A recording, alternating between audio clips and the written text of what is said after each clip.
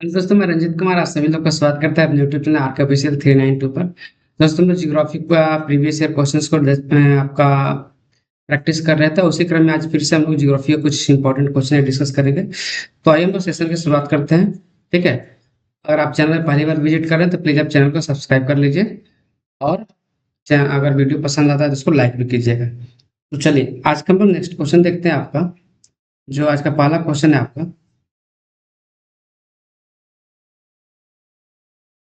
हालांकि क्वेश्चन हमने पिछले लेक्चर में भी इसको करवाया था, एक बार फिर से इसको रिपीट कर देते हैं कि भौतिक भूगोल की किस शाखा के तहत पृथ्वी के रूप संरचना का अध्ययन किया जाता है। तो भौतिक भूगोल की किस शाखा के तहत किया जाता है आपका, तो भू आकृति विज्ञान। ठीक है, भू आकृति विज्ञान ऑप्शन नंबर 4 इसका क्या हो जाएगा, आपका सही हो जाएगा। जलवायु विज्ञान में हम लोग आपका जलवायु के बारे में पढ़ते हैं। ठीक है, तो इसको आपको याद रखना है। नेक्स्ट है सर पुआ मक्का। ठीक है, किस राज्य में गरुड़ाचल पहाड़ी की चोटी पर स्थित है। तो पुआ मक्का गरुड़ाचल पहाड़ी पर स्थित है, किस राज्य में है आपका, तो आपका असम में। ठीक है, असम में, इसको याद रखिए। असम की राजधानी कहाँ है आपका, असम की राजधानी, एक मिनट, दिसपुर। और असम के अभी मुख्यमंत्री कौन है, हेमंता बिश्व शर्मा।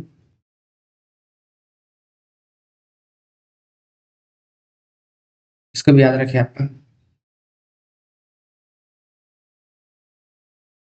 नेक्स्ट क्वेश्चन है आपका, ज्योग्राफी का बहुत बढ़िया क्वेश्चन है आपका, कि जहां हवा के प्रवाह की दिशा अत्यधिक स्थिर हो उन क्षेत्रों में निर्मित अर्धचंद्राकार बालू के टीके क्या कहलाते हैं। मतलब जनरली आपका वैसे इलाके की बात की जा रही है जहाँ पे हवा की दिशा आपका कांस्टेंट रहती है। अगर इस दिशा में हवा बह रही है तो ऐसे ही बह रही है। तो उन क्षेत्रों में जो आपका निर्मित जो अर्धचंद्राकार जो बालू के जो टीले बनते हैं आपका, ऐसे जो बनेगा आपका, ये सैंड का टीला जो बनता है, ठीक है, उसको हम लोग क्या बोलते हैं, ये पूछ रहा है आपसे। तो उसको बोलते हैं बरकान। क्या बोलते हैं उसको, barchan. Option first is the right answer. Next question हो जाएगा आपका, निम्नलिखित में भारत के कौन सा राज्य में आपका आम्र वर्षा मैंगो सावर सबसे संबंधित आपका मिलता है। तो ये आपका आम्र वर्षा जो होती है कहाँ पे होती है आपका, केरल और कर्नाटका में। ठीक है, ऑप्शन नंबर 4 इसका सही आंसर हो जाएगा। केरल और कर्नाटका में आम्र वर्षा होती है जिसको मैंगो सावर भी हम लोग बोलते हैं। ठीक है, इसको याद रखिएगा। चलिए, निम्नलिखित में कौन सी भारत की एकमात्र झील है जिसका निर्माण पृथ्वी पर उल्का पिंड के टकराने से हुआ। तो बहुत ही आसान क्वेश्चन, लोनार झील। Option number see the right. Lonar झील कहाँ है सर आपका, तो लोनार झील है आपका महाराष्ट्र में।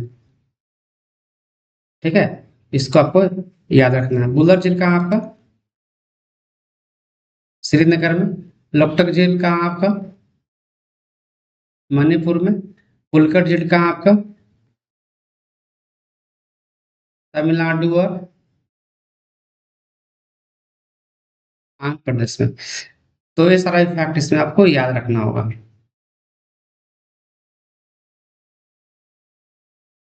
नेक्स्ट क्वेश्चन है आपका, कि जब नदी का पानी चैनल के बाहर नदी के तटों पर नदी के तटों का अपरदन करता है तो नदी में बनने वाले मोड़ को क्या कहा जाता है।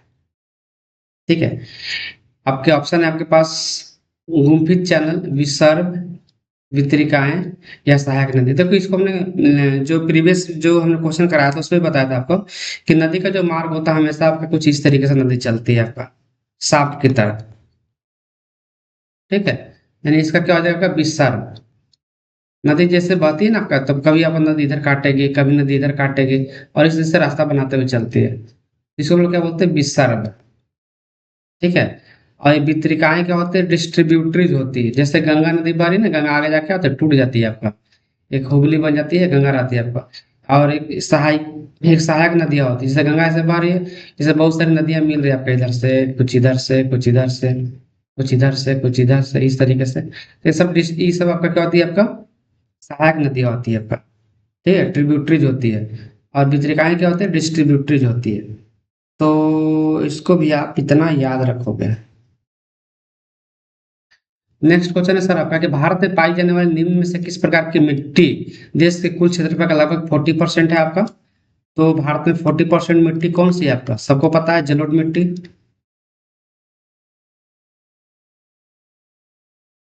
जलोढ़ मिट्टी कितना होगा, 40% है। ठीक है, जलोढ़ मिट्टी में आपका क्या होती है, लगभग सारे फसल होते हैं। ठीक है, चाहे आपका बात गेहूं की हो, बात चावल की हो, या बात किसी और फसल की हो, जलोढ़ मिट्टी में आपके हर तरह की फसल आपका उगती है। तो ऑप्शन नंबर जो 4 है, fourth is the right answer. Option number 4 इसका क्या हो जाएगा आपका, सही आंसर हो जाएगा। काली मिट्टी को और क्या बोलते हैं ना, रेगुर मिट्टी, इसको याद रखिए।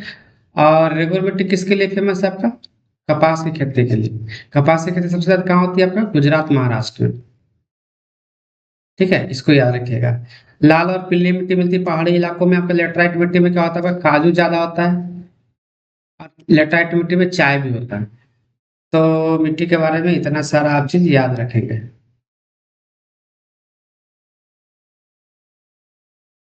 नेक्स्ट, निम्न में से किस भारतीय राज्य की सीमा उत्तर दक्षिण पश्चिम बांग्लादेश की सीमाओं को स्पर्श करती है।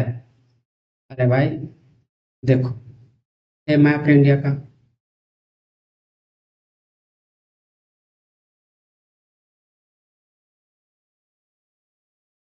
तो ये जो त्रिपुरा जो राज्य है ना यहाँ पे, ये वाला राज्य जो है पे मान लो त्रिपुरा है। तो त्रिपुरा जो है तीन तरफ बांग्लादेश से घिरा हुआ है आपको।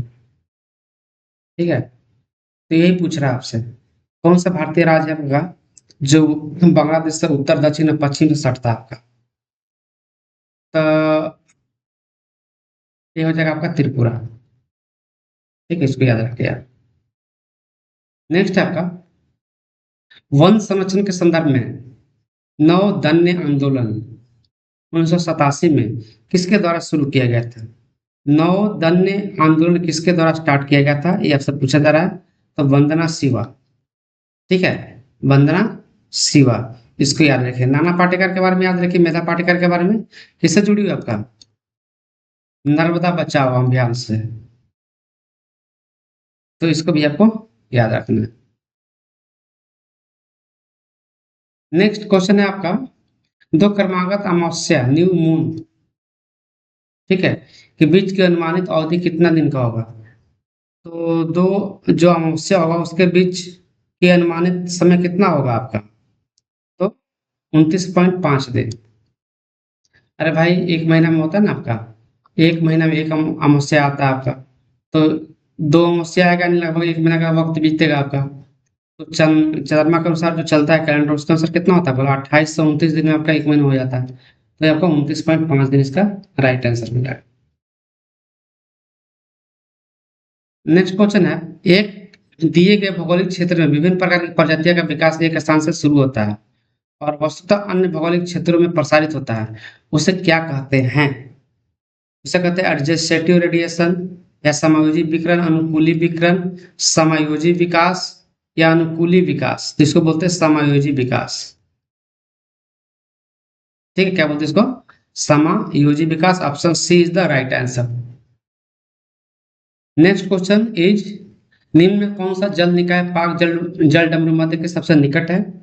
तो हो जाएगा आपका मनार की खाड़ी। मनार की खाड़ी, क्योंकि भारत का मैप ऐसे है।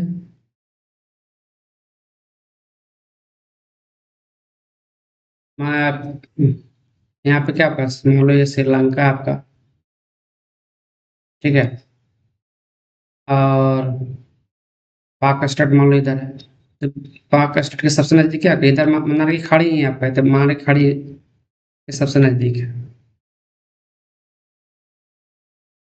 चलिए आज का आखिरी क्वेश्चन लेते हैं हम लोग। आज का आखिरी क्वेश्चन है आपका, किस भारतीय राज्य की सीमा उत्तर में भूटान अरुणाचल प्रदेश, पूर्व में नागालैंड मिजोरम और दक्षिण में मेघालय त्रिपुरा मिजोरम और बांग्लादेश तथा पश्चिम में पश्चिम बंगाल से लगती है।